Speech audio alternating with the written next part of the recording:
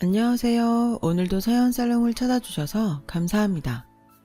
올해로 결혼 15년차 주부예요. 저는 현재까지 시아버지와 함께 살고 있어요. 주변에선 시어머니도 아니고 시아버지를 모시고 산다며 저를 대단하다고 말씀하시는 분들이 많은데, 모시고 사는 게 아니라 시아버님과 친구처럼 같이 사는 거랍니다. 저희는 대학 CC로 만나 남편이 군대를 다녀오고 얼마 안 있어 결혼을 했어요. 이런 말 하면 아직도 좀 부끄러운데요. 아이가 생겼거든요. 저는 사회초년생, 남편은 대학 복학 후 4학년이 막 됐을 때였어요. 저의 임신을 안 양가에서는 확연한 온도 차이로 반응이 갈렸는데요. 친정 부모님은 처신을 잘못한 딸이라고 저에게 좋지 않은 소리를 하셨고, 남편이 고등학교 때 아내와 사별한 시아버지는 식구가 둘이나 생겨 좋다고 하셨어요. 당연히 가진 돈이 없던 저희는 겨우 결혼식만 올리고 신혼여행도 생략한 채 시아버지가 살고 계시는 집으로 들어갔어요. 사실 남편이 자취하던 작은 원룸이 있어서 거기서 신혼생활을 하려고 했는데, 시아버지 건강이 많이 나빠지고 계셔서 원래 계시는 집으로 들어가기로 했어요. 아픈 시아버지와 어떻게 살려고 그러냐고 말리는 사람도 있었지만, 저희 부부는 현실적으로 돈도 없고 게다가 시아버지는 경제적으로 여유가 충분히 있으신데 2층 집에서 혼자 지내시니 겸사겸사 좋겠다고 생각했어요. 시아버지는 여자와 함께 살아본 지 너무 오래돼서 불편하시다고 말씀은 그렇게 하셨지만 내심 좋아하셨어요. 게다가 나날이 쇠약해지시는 아버님의 상태를 걱정하는 남편과 저희 마음에 그러라고 하셨어요. 그러지 않으셔도 되는데 거의 창고처럼 방치한 2층을 아주 감사하게도 리모델링을 해주셨어요. 이렇게까지 바라던 건 아니었는데 죄송해요 아버님, 돈 많이 쓰셨죠? 죄송은 무슨, 그래도 니네 신혼인데 창고 같은 방을 내주고 내 마음이 편하겠어? 그 정도 돈은 돈도 아니니 부담 갖지 말고 편하게 지내. 지금에서 하는 말이지만 저희 시아버지는 동네에서 유명한 부자세요. 그때 저는 그걸 잘 몰랐었죠. 늦은 결혼에 남편을 늦게 본 시아버지는 자수성가로 정년 이후 돈이라면 걱정하지 않을 만큼 가지고 계셨어요. 그래서 사실 저의 빠른 임신과 결혼을 두고 이상한 이야기를 하는 사람도 있었어요. 그 이야기를 들을 때마다 어찌나 속상했던지. 나이 들고 보니 당연한 일이라는 생각도 들었지만 저는 당사자였으니 당해보지 않은 사람은 모를 거예요. 저도 처음부터 시아버지와 함께 사는 걸 그리 쉽게 생각하진 않았어요. 친아빠와 둘이 지내는 것도 편하지는 않잖아요.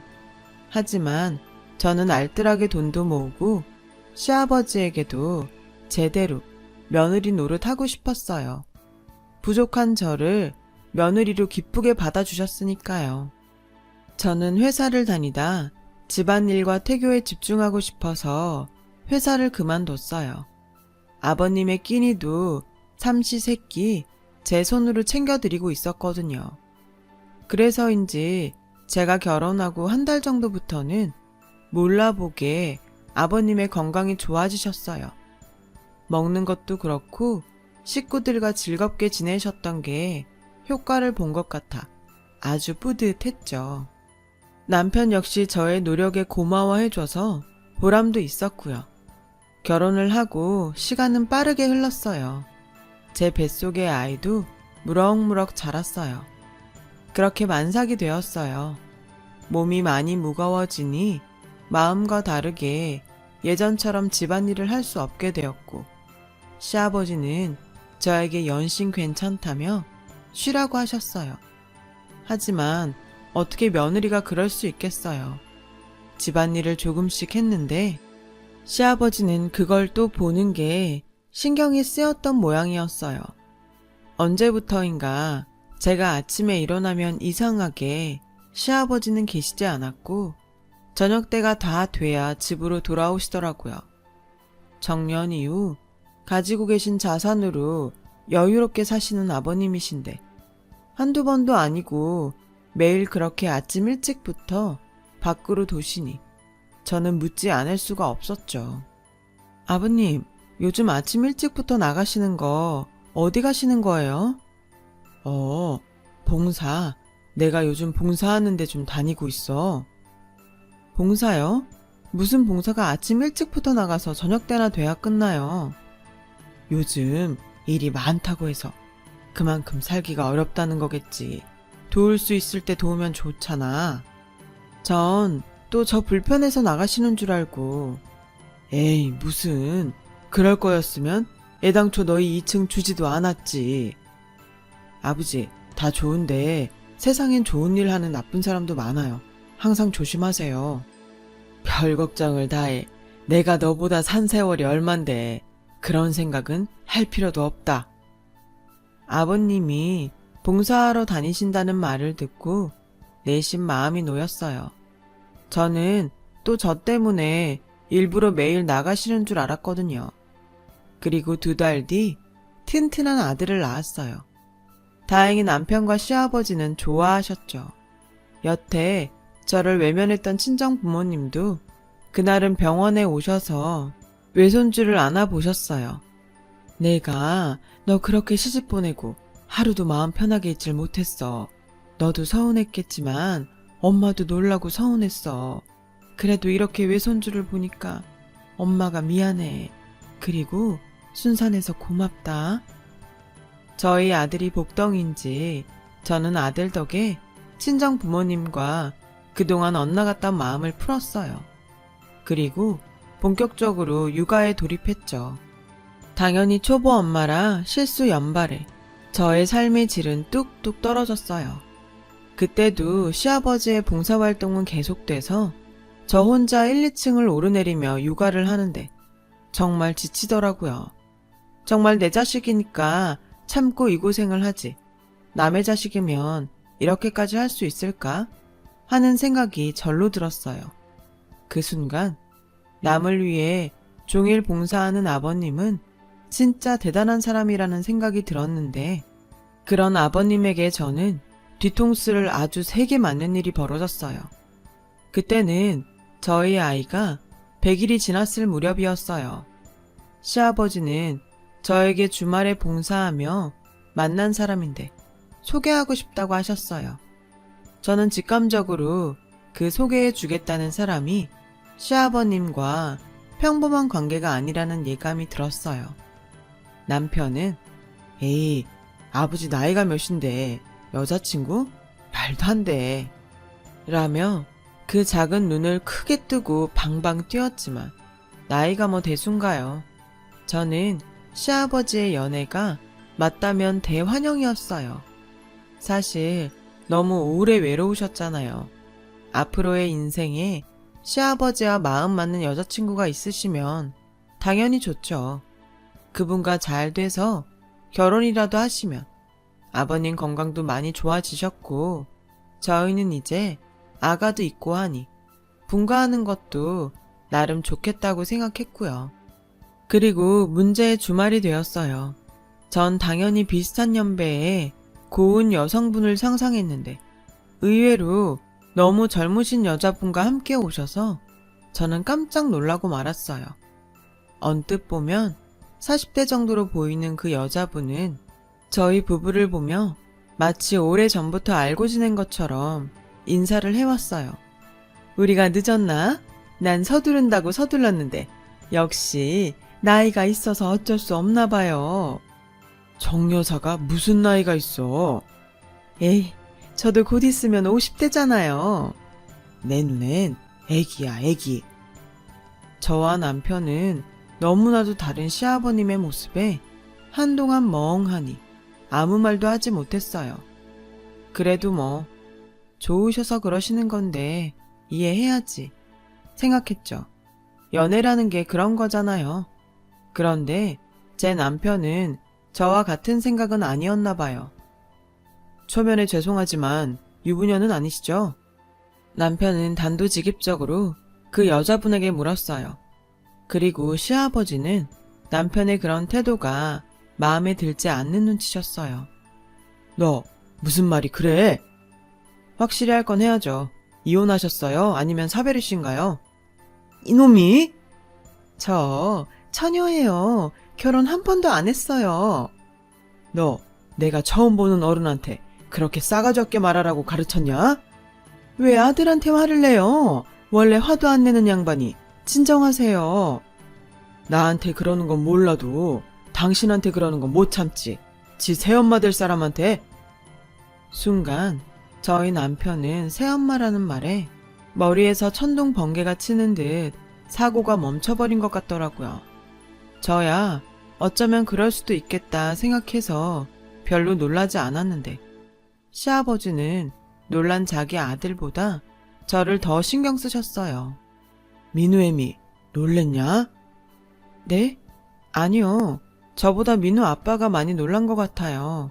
아버님이 결혼까지 생각하시는 줄은. 그게 말이다. 사실은 이 사람이 임신을 했다. 임신이라니. 저도 그 뒤로는 머릿속이 하얗게 돼서 아무 기억도 나지 않아요. 정신을 차렸을 땐 두 분이 거의 살림을 합치시기로 하고 분주하게 결혼 준비를 하셨다는 것 말고는요. 아니, 네 시아버지도 웃긴다. 곧 있으면 칠순이라고 하지 않았니? 당신 칠순 전에 애 돌잔치 먼저 하게 생겼네.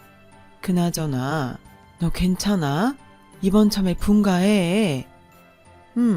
사실은 아버님이 분가하라고 하셨어. 그 양반도 웃긴다. 당신 새장가 들었으니 나가라고 하든. 아무래도 우리 식구 없는 게 더 좋겠지. 우리 아버님 전에 사두신 아파트가 있나 봐. 거기 월세 계약이 다음 달에 끝난대. 그럼 우리가 들어가서 살기로 했어. 그나저나 그 새 시어머니 애 낳으면 그 산후조리 어쩌냐? 요즘 조리원 잘 돼 있으니까 가라고 해. 너 옆에서 괜히 산후조리 돕는다 뭐다 하지 말고. 알아서 하시겠지. 설마 나한테 산후조리 해달랄까 봐. 저는 친정엄마의 말에 절대 그럴 일이 없다고 웃으며 말했어요. 상황이 좀 꼬이긴 했지만 아버님의 도움으로 분가하게 되었으니 잘 됐다면 잘 된 일이었죠. 나간다고? 여보, 나는 괜찮은데 애들 내보내시게요. 얘네들도 이제 분가해야지. 언제까지 부모가 끼고 있나. 당신도 그래야 더 편하지 않겠어? 난 이렇게 살아도 좋은데 괜히 나 때문에 분가시키는 것 같아서. 당신은 물색 없이 착하기만 해서 큰일이야. 애들도 좋지. 내가 아파트도 해주는데 안 그러냐? 아파트를 해줘요? 내가 갖고 있는 아파트가 있어. 거기 가서 살라고 했지. 명의는요? 예비 새 시어머니의 입에서 명의라는 말이 나오는데 순간 싸했어요. 그리고 자기도 뭔가 이상하다고 생각했는지 어색하게 웃으며 이왕 살라고 한 거 명의도 해주라고요. 라고 하는데 여자의 촉이라고 하죠. 절대 그걸 바라고 하는 말은 아닌 것 같았어요. 하지만 시어머니의 그 말이 있어 아버님은 저희 이사 시기에 맞춰 아파트 명의를 저희 남편 앞으로 바꿔주셨어요. 어찌되었든 시어머니의 그 말 덕에 저희 부부에겐 아파트가 생긴 셈이었어요. 그렇게 시간은 흘러 저희는 이사를 했고 시부모님은 조촐하게 결혼식을 올리셨어요. 시아버님은 새 시어머니를 위해 무조건 크고 화려하게 결혼식을 해주고 싶어 하셨지만 새 시어머니는 다 늙어 결혼하면서 화려하면 창피하다고 참석 인원도 제한적으로 받으며 조촐한 결혼식을 원하셨죠. 아무튼 그렇게 저희는 분가를, 시부모님은 신혼생활을 시작하셨어요. 그리고 저는 운 좋게도 어린이집 자리가 나서 아들 아이를 어린이집에 맡길 수 있게 되었고 그 길로 구직 활동을 하게 되었어요. 그때까지는 모든 일이 나름 나쁘지 않았어요. 그런데 문제는 전혀 생각하지 않은 곳에서 생겨나더군요. 새 시어머니가 입덧을 한다며 자꾸 저를 불러 집안일을 시키는 것이 그 문제의 시작이었어요. 꼭 불러도 제가 중요한 면접을 보거나 누군가를 만날 때 시어머니는 전화를 걸어 당장 급하다는 듯 저를 불렀고, 그럴 때마다 허겁지겁 가보면 별일 아닌 일이 부지기수였어요.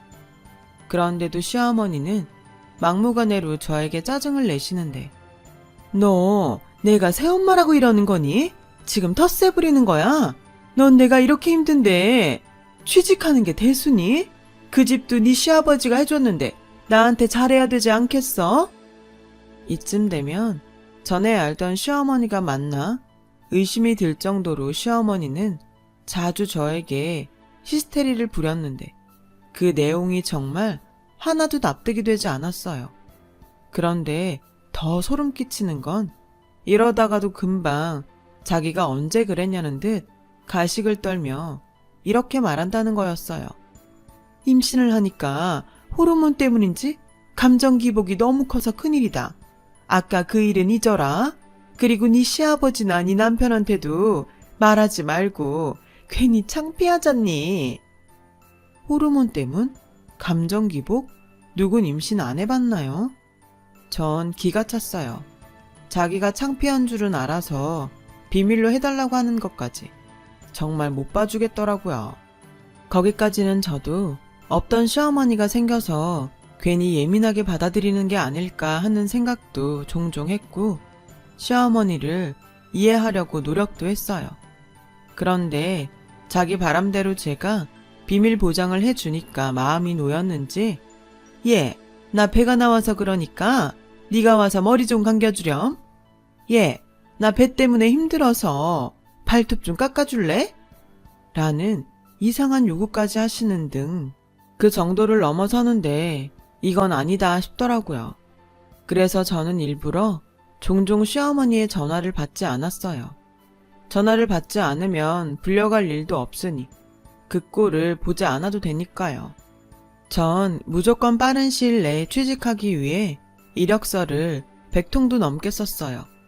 직장을 다니면 가지 않을 명분이 분명해지기도 하고요. 그리고 감사하게도 최종 면접까지 가게 됐는데, 대기실에서 면접을 기다리고 있는 그날도 여지없이 시어머니의 전화는 계속 걸려왔죠. 그 전화들을 몽땅 무시했더니 이번엔 남편이 전화를 하더군요. 남편은 전화를 받은 저에게 다급하게 시어머니가 아무래도 산통이 온 것 같다고 빨리 가보라고 했어요. 저희 시어머니는 임신한 지 이제 7개월에 접어든 산모인데 산통이라니. 저는 어이가 없었어요. 그리고 그 순간 드는 생각이, 제가 전화를 받지 않은 이 시어머니는 이번엔 남편에게 산통 어쩌고 하며 저를 빨리 집으로 보내달라고 한 것이 분명하다고 생각했죠. 어머니가 초산에 노산이라 유별을 떤다고 남편에게 상황을 설명하며 이렇게 말했어요.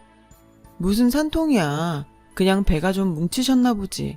아직 7달밖에 안 됐잖아. 어머니가 초산인데 노산까지 겹쳐서 그래. 자기 신경 쓰지 마.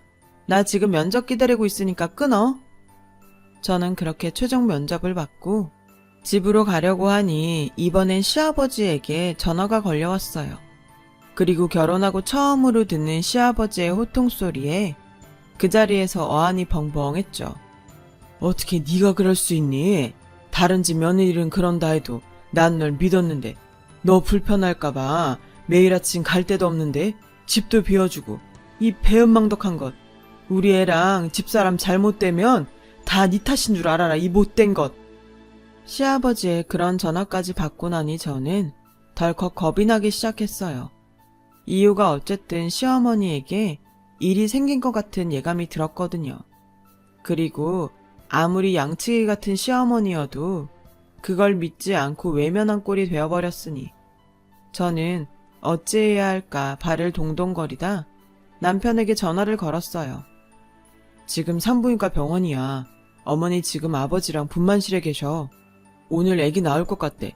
자기가 별거 아닌 것처럼 말해서 방심했다가 이게 뭐냐. 남편은 저에게 원망의 화살을 돌렸어요. 전 좀 억울하긴 했지만 제 잘못도 있었기에 인정하고 그렇게 시부모님께 단단히 찢긴 채로 갓 태어난 시누이를 마주하게 되었어요. 우리 바쁜 며느리가 힘들게 여기까지 어찌 왔어? 하마터면 산부인과가 아니라 장례식장으로 부를 뻔했다. 시어머니는 얄미운 얼굴로 얄밉게 말했어요. 그래도 전에는 다른 가족들을 의식해 대놓고 하지 못한 말투였는데 아이를 낳고부터는 그런 건 이제 신경 쓰지 않겠다는 듯 본인 기분대로 저를 대하셨어요. 어머니, 죄송해요. 저는 아직 산딸이 많이 남으셔서 그냥 지나가는 진통인 줄 알았어요. 아무리 산딸이 남아도 그렇지 어쩌면 매정하게. 나 우리 아들 아니었으면 우리 딸 얼굴도 못 보고 저 세상 갈 뻔했잖아. 어허, 이 사람 우리 딸도 듣는데 그렇게 무서운 소리를 해. 내가 단단히 혼낼 테니 당신은 몸조리나 신경 써. 당신 나이가 있어서 내가 아주 걱정이야. 시아버지는 그렇게 시어머니만 챙기시곤 저에게 밖에서 따로 이야기하자고 하셨어요. 저는 무조건 죄송하다고 이야기했는데 시아버지는 그런 저에게 이렇게 말씀하셨어요. 그렇게 네가 죄송하면 네 시어머니 몸조리 좀 도와라. 네 시어머니가 다른 사람 손은 타고 싶지 않다고 하더구나.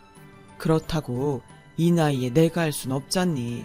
게다가 넌 민우 나온 지 얼마 되지 않았으니 아무래도 애는 우리 집에서 네가 제일 잘 볼 게 아니냐. 저는 오늘 면접 보고 온 회사에서 연락이 올 것 같아 잠시 망설였지만 이대로 시부모님께 찍혀 사는 것보단 직장을 포기하는 게 낫겠다고 생각해 그러겠다고 했어요. 전에 친정 엄마에겐 절대 그럴 일 없다고 했는데 졸지에 시어머니 산후조리를 해주게 되었어요. 하지만 곧 그런 저의 선택은 후회 막심한 결과로 그야말로 지옥이 시작됐어요. 시어머니의 산후조리와 신생아인 시누이를 돌보느라 아주 죽을 맛이었거든요. 미역국도 끓이고 경험을 살려 시누이도 돌봤는데 뭐가 불만인지 시어머니는 자꾸만 괜한 트집을 잡으며 저를 구박하셨어요. 이거 너무 짜지 않니? 산모 미역국이 삼삼해야지. 이건 뭐 소금국이네. 난 우리 딸 뭐든지 몸에 좋은 것만 쓰고 싶다. 기저귀는 무조건 오가닉 청기저귀 쓸 거니까 너 이거 빨아서 삶아 넣어라. 그렇게 마음에 들지 않으시면 전문 산후 도우미를 부르시지. 저는 계속되는 시어머니의 짜증에 점점 인내심에 한계를 느꼈어요. 그러던 어느 날 제가 아기가 잠든 틈에 화장실에서 기저귀를 빨고 있는데 그새 아기가 깼는지 시끄럽게 울었던 모양이에요. 그런데 아이 엄마인 시어머니는 아이를 달래는 것이 아니라 저를 쫓아와 역정을 내시는 게 아니겠어요? 야, 얘 울잖아. 뭐 하는 거야? 시끄러워서 통화를 할 수가 없잖아. 야? 저는 순간 시어머니의 하대에 내가 진짜 이 집 식모인 줄 아나 싶어 빨고 있던 기저귀를 화장실 바닥에 패대기 치고 그동안 참아왔던 분노를 모두 폭발시켜 버렸어요. 지금 야라고 하셨어요? 애가 울 수도 있지. 애엄마가 그거 하나 해결 못하고 저한테 와서 성질을 내요? 뭐? 그거 하나 해결을 못해? 제가 틀린 말 했나요? 어머님은 몸조리 한다는 이유로 집에서 아무것도 안 하시고 그러면서 심심하면 밖에 나가 놀다 오시잖아요. 저 애, 제 애 아니고 어머니 애 아닌가요? 저 애? 지금 아가씨한테 저 애라고 했니? 넌 참 처음 볼 때부터 마음에 들지 않더니 아주 점점 싫은 짓만 하는구나. 그리고 너 공짜로 하는 거 아니잖아. 우리 그이가 너한테 돈도 준다고 했어. 그러니까 편하게 부려도 된다고 했는데 뭐가 잘못됐어? 시어머니에게 그 말을 듣는데 밀려오는 배신감에 저는 손에 끼고 있던 고무장갑을 벗어서 시어머니 얼굴에 던져버렸어요. 그러자 시어머니는 무슨 큰 일이라도 당한 듯 고함을 지르시는데, 야, 너 돌았어? 아직은 아닌데 조금 있으면 돌 것 같아서요. 저 그냥 집에 갈게요. 아버님이 저한테 얼마를 주시려고 했는지 모르겠지만 제가 산후도우미 일당 얼만지 알아봐서 제대로 청구할 테니 딱 그 돈만큼만 주시라고 전해주세요. 그리고 이 순간부터 저 이 집에 절대 안 올 거예요. 손수 미역국을 끓여 드시든지 하시고 아니 아가씨도 알아서 보세요. 저는 화장실 앞에 떡하고 버티고 서 있는 시어머니를 밀치고 그대로 집을 나왔어요. 그리고 몇 시간 후 시어머니에게 연락을 받은 시아버지는 또다시 노발대발하며 저에게 전화를 하셨고, 저는 그 알아본 산후도우미 하루 일당을 계산해서 제가 받을 돈을 알려드렸어요.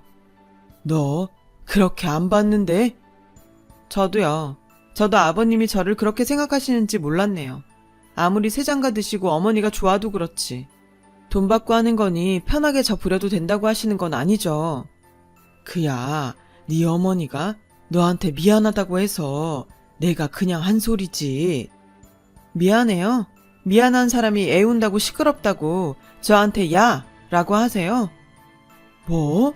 너 아무리 화가 났어도 없는 소리 하면 못 쓴다. 아버님, 이런 말까지 안 하려고 했는데 어머니 아버님이랑 있을 때랑 저랑 있을 때랑 완전 다른 사람이에요. 물론 믿지 않으시겠지만 전 더 이상 그 장단에 놀아나고 싶지 않아요. 죄송해요. 시아버지는 끝까지 제 말을 믿지 않는 듯 호통만 치시다 전화를 끊으셨어요. 당연히 마음이 좋지 않았지만 이왕 이렇게 된 거 에라 모르겠다 하는 심정으로 내버려 두고 싶은 심정이었죠. 남편도 다행히 그동안 제가 말하지 않고 당했던 것들을 이야기하니 자기가 더 화를 내며 잘했다고 했고, 그렇게 한동안은 솔직히 편하고 좋았어요. 시어머니 전화도 없고 그 집 일에 신경 쓰지 않아도 되니까요. 그런데 이런 시간도 잠시 시어머니와 제대로 부딪히는 사건이 일어났어요. 글쎄 시어머니가 어떤 말로 바람을 넣었는지 모르겠지만 시어머니보다 당신 나이가 훨씬 많다는 이유로 시아버지는 집 명의를 시어머니 앞으로 바꾸셨고, 또 가지고 있던 재산을 모두 시어머니와 신생아 시누이에게 준다는 유언장을 작성하셨더라고요. 그것도 저희 부부 몰래요. 그렇다고 저나 저희 남편이 아버님의 재산에 눈독을 들이고 있던 건 아니었어요. 아버님께서 인생을 사실 때 그 물질적인 여유로 더 즐겁고 여유롭게 사시길 바랬던 것 뿐이죠. 하지만 이렇게 저희 몰래 법적인 문서에 딱 명시를 해놨다고 하니 기분이 나쁘더라고요. 그 사실은 우연히 친구 변호사를 만나러 친정 아버지가 해당 로펌에 갔다가 우연히 저희 시아버지를 보게 되면서 제 귀에 들어왔어요. 친정 아버지는 시아버지에게 인사를 할까 했지만 옆에서 시어머니가 민망하게 너무 딱 붙어 있어서 말을 걸지 못하셨대요. 안 그래도 새로 들어온 시어머니 때문에 걱정이 많으셨던 아빠는 사돈 내외가 왜 로펌까지 왔는지 물어보셨고요. 자신이 들은 기막힌 말을 저에게 전해주신 거죠. 저는 상대하기 싫어서 남편에게 들은 이야기를 고스란히 다 했어요. 그러자 남편은 화가 나서 그 집으로 찾아가 새 시어머니 보는 앞에서 난리를 쳤어요. 알고 보니 지금 계시는 그 집이 돌아가신 시어머니가 친정아버지께, 그러니까 남편의 외할아버지께 받은 유산이었더라고요. 난 우리 엄마 유산이 저 여자한테 가는 꼴은 못 봐요.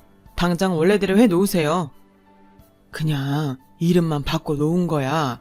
그리고 네 엄마가 나중에 너한테 명의 준다고 했어. 넌 내가 미리 아파트도 줬잖아. 아버지, 정말 뭐에 홀린 거예요?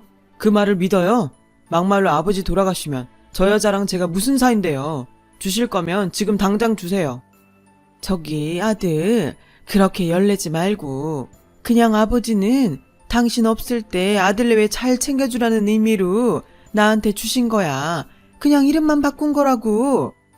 잘 챙겨줘요. 저 와이프한테 다 들었어요. 아버지야 지금 당신 말을 다 믿는 모양인데 저도 제 와이프 말만 믿어요. 모르는 사람 부리듯 부렸다고요? 오가닉 어쩌고 하실 거면 당신 손으로 똥기저귀를 빨아야지. 왜 남의 와이프 손을 빌려요? 고마운 줄도 모르고. 뭐? 여보, 그거 봐요. 내 말이 맞잖아. 얘네들 나 싫어해. 내가? 설마 했는데 우리 부모 자식한 영 끊자. 난 너 같은 아들 필요 없다. 네, 알겠어요. 알겠으니까 이 집 명의는 저 주세요. 저희 엄마 거였으니까. 알았다. 네, 내일 당장이라도 그놈의 명의 바꿔주마. 여보, 이걸 왜 줘요? 시아버지가 명의를 남편에게 준다는 말에 시어머니는 놀란 토끼 눈을 하고 표정이 싹 바뀌었어요. 앞만 봐도 자기 계산과 다르게 흘러가니 당황한 얼굴이 분명했죠. 남편은 그날 이후 아주 집요하게 그 집 명의에 집착했어요. 하지만 한번 손에 쥔 재산을 그 여자가 내놓을 일은 만무했고 그 뒤부터는 저희 남편과 시어머니의 대립구조로 상황은 더 나빠졌어요. 양아치도 아니고 왜 남의 걸 뺏어? 남의 거? 제가 할 소린데요. 당신이 뭔데 그 집 명의를 가져? 나? 네 엄마다. 이제 갓 태어난 동생이 불쌍하지도 않아. 막말로 네 아버지 죽으면 네가 우리 모녀 책임질 거야? 돈 앞에서는 연극이고 가식이고 없는 시어머니란 사람의 모습에 시아버지는 적지 않게 놀라는 눈치셨어요. 그래도 화가 나서 홧김에 저러는 거겠지 하는 생각에 당신의 아내를 달래보려 하셨는데 고작 그런 걸로 달래질 여자인가요? 오히려 시어머니는 시아버지를 더욱 달달 볶으셨어요. 당신이 어떻게 좀 해봐요. 아버지가 아들 하나 못 잡아요. 아버님은 그날 이후 다행히 콩깍지가 벗겨진 듯 했어요. 그리고 한동안 좀 혼란스러워 이리저리 방황하셨는데 아무리 생각해봐도 저 새 시어머니라는 사람이 수상한 거예요. 보다 못한 저는 시아버지가 시어머니를 만났다는 봉사활동 협회를 찾아갔어요. 그리고 그곳에서 믿을 수 없는 사실을 듣게 되었어요. 요즘 정여사가 보이지 않던데 결국 그 애 낳았나 몰라? 그때 남편 될 사람이 알고 보니까 빚만 잔뜩 있는 빚 좋은 개살구라고 하지 않았어? 그런 줄도 모르고 그 남자 잡겠다고 임신까지 했다가 다 늙어서 미혼 못되게 생겼다고 맨날 궁상 떨었었잖아. 순간 저는 두 분이 결혼할 때 왜 그렇게 시어머니가 참석 인원도 제한하는 조촐한 결혼식을 원하셨는지 알 것 같았어요. 그리고 그분들에게 자세히 알아보니 시어머니는 이미 다른 남자 아이를 임신하고 만만한 저희 아버지에게 접근했던 거였고 아마 모르긴 몰라도 시아버지가 돌아가시면 완전 범죄가 가능하다는 얄팍한 생각을 했던 것 같아요. 저는 곧장 시아버지에게 이 사실을 얘기할까 생각했어요. 그런데 생각해보니 이런 큰 일은 한꺼번에 터뜨리는 게 맞는 것 같아서 다시는 가고 싶지 않은 그 여자가 있는 시댁으로 가서 얼굴에 철판을 깔고 연기를 했어요. 네가 여긴 웬일이냐? 그래도 어른이신데 제가 잘못한 것 같아서요. 그래도 그 사이 정이 들었는지 시누이도 보고 싶고요. 자연스럽게 아이를 안았어요. 그리고 내려놓으며 베개 위에 아이의 머리카락을 손에 넣고 화장실에 가겠다고 일어나서 시아버지의 칫솔을 챙겼어요. 그리고 영혼 없는 몇 마디를 나누고 집으로 왔어요. 저는 다음날 곧장 난생 처음 유전자 분석하는 곳을 찾아 친자 확인을 의뢰했고 그 결과 당연히 친자가 아니었어요. 이 사실을 안 시아버지는 충격에 쓰러지셨죠. 저희 부부는 사생 결단을 내기 위해 그 집으로 쳐들어갔는데 제가 유전자 감식 결과 서류를 면전에 던지자 그걸 본 여자는 놀래서 신발 신는 것도 깜빡하고 주랭랑을 치지 뭐예요. 그래도 다행히 자기 자식은 데리고 맨발로 도망을 치는데 그 모습이 정말 가관도 아니었어요. 그 후 저와 남편은 모든 사실이 명명백백했기에 친정아버지의 친구 로펌에서 결혼 사기로 인한 혼인무효 소송을 진행했어요. 당연히 소송은 승소했죠. 그렇게 욕심부리던 집 명의는 다시 원래대로 시아버님 앞으로 돌아왔어요. 그리고 그 여자 앞으로 정신적인 피해 보상에 따른 위자료까지 청구됐는데 당연히 빈털터리인 여자가 내놓을 돈은 없었어요. 대신 결혼 사기라는 꼬리표가 달려 평생 위자료를 해결하지 못하면 자기 앞으로 어떤 재산도 만들지 못하는 신세가 되었어요. 걱정했던 시아버지는 병원에서 퇴원 후 저와 남편에게 미안하다고 여러 번 사과하셨고 저희가 괜찮다고 했는데도 그 집을 기어코 남편 앞으로 해주셨어요. 그리고 다시 혼자가 되신 아버님은 말씀은 괜찮다고 했지만 어딘가 모르게 많이 쓸쓸해 보이더라고요. 저희는 다시 시아버지 집으로 들어왔어요. 그냥 너희끼리 편하게 살지. 뭐하러 다시 들어와? 저희는 원래 아버님 집에서 시작했잖아요. 저 아버님 정말 사랑해주는 사람 만나실 때까지 여기서 꼼짝도 안 하고 아버님이랑 같이 살 거예요. 그리고 괜히 저 불편하다고 아침에 나가지 마시고 예전처럼 편하게 사세요. 저도 이제 취업할 거니까 아버님께서 저도 좀 도와주시고요. 저희는 그렇게 다시 완전체가 되었어요. 지난날 같은 우여곡절이 있어서인지 예전보다 관계가 더 좋아졌고요. 하지만 이번 일을 겪고 저는 느낀 바가 있어요. 외로움은 사람을 흐리게 하는 것 같더라고요. 그래서 아버님이 외롭지 않으셨으면 하고 진심으로 바랍니다. 시아버님도 누군가를 사랑하고 사랑받고 싶은 한 남자잖아요. 부디 다음엔 아버님께서 정말로 좋은 인연을 만나셨으면 좋겠어요. 지금까지 저의 이야기를 들어주셔서 감사합니다. 여러분들의 매일매일이 행복하시길 바랄게요. 여러분, 사연 댓글에 응원과 현명한 조언 부탁드려요. 좋아요와 구독은 저에게 큰 힘이 됩니다. 오늘도 좋은 일 가득하세요.